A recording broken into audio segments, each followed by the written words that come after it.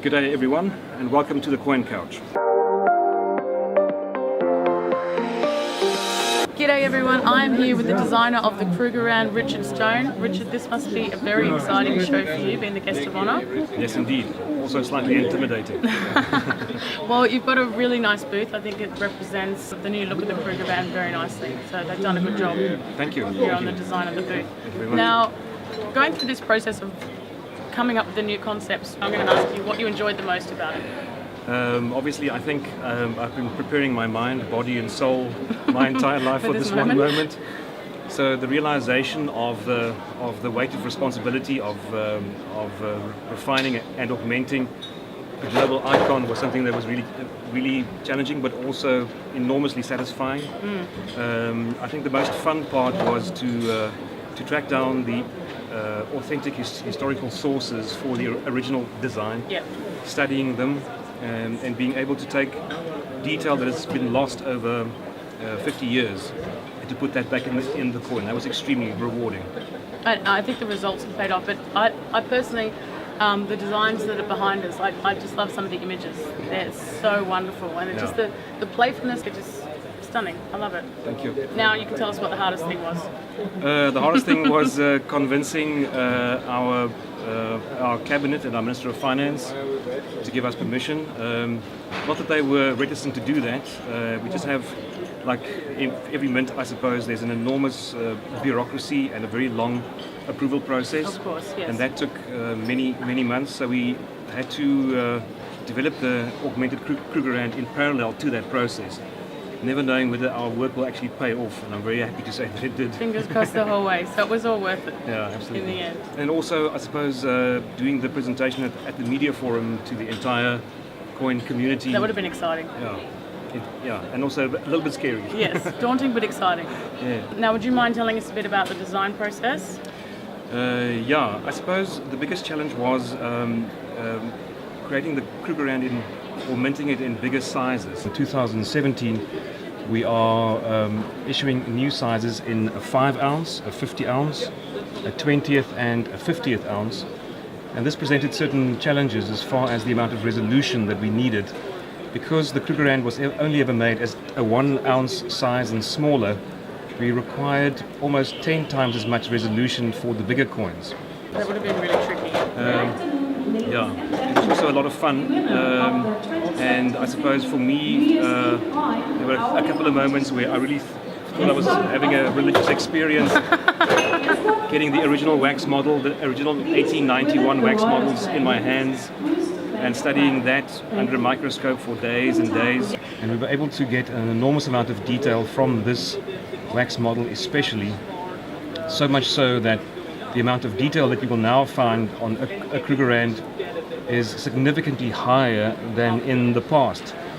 For the reverse, we consulted the original 1946 copper plate by Kurt Steinberg, as well as the original concept drawings, and especially these drawings offered us an enormous amount of detail where we could see what the original design intent was.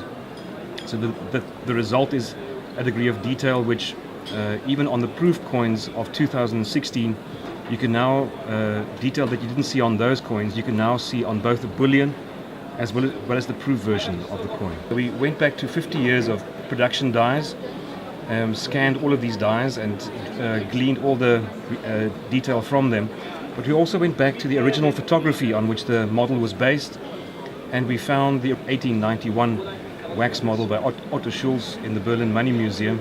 So that just would have been heaven, basically. It was amazing, and also working with Professor Francois Malan, which is a very knowledgeable coin expert in our country, the author of the Krugerrand book that's been done recently. And me and him phoning each other up at 3 o'clock in the morning saying I found something new, and him phoning up and saying the date is now 1891. I was wrong, it isn't 1892. I think I still have to go and pick up that book. I can get one for you. Oh, lovely. Yeah. This was already worth it. Absolutely. Very fortunate to be able to find those authentically, historically correct sources, because the last thing we wanted to do is to change the Krugerrand. Of course. Another thing that we did is we looked at the typography, the font used on the Krugerrand, The 67 version was a beautiful, almost Art Nouveau engraved font. But then in 2017 the typeface changed to Gaudi. So what we did is we commissioned a new typeface to be designed by the preeminent typographer in South Africa, a gentleman by the name of Jan Erasmus, and he designed a regular, bold and italic version of this font, all of them by hand on graph paper. Based on the original. Based on the original. And what else could be called this font but Krugerrand? Of course. Yes. We also threw an enormous amount of energy and money and time at developing a bespoke set of boxes so that we can do justice to the presentation of the coin on this 50th anniversary. And that one's made from carbon fiber. It's virtually indestructible, and as you can see, we've spared no expense on the production values. Truly beautiful. And then also in 2017 we'll be launching our Natura range, which we do every year, but in 2017 is really something special in that we're taking the concept drawings by Kurt Steinberg, and actually some of these that you can see around here are actually a lot nicer than the design that ended up on the Krugerrand. I think that one especially is absolutely beautiful, and that'll be available on a series of coins as well in 2017. So all of the previous designs, are they all going to be done?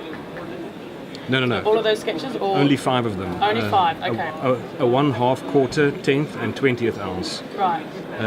We've selected an original amount of, I think, 16 drawings were done. 2 of those were combined to form the design for the Krugerrand. Mm-hmm. And of the remaining 14, we selected the 5 most attractive designs. And that'll be the first time that a Kurt Steinberg design is available on a coin since 1967. Wow. Well, this has been a pleasure. Thank you so much for making time to speak with me today. It's a pleasure. Lovely to meet you. Same and here. enjoy the last few hours of Berlin show in 2017. I will do, and you too. Hope to see you soon. Thank you.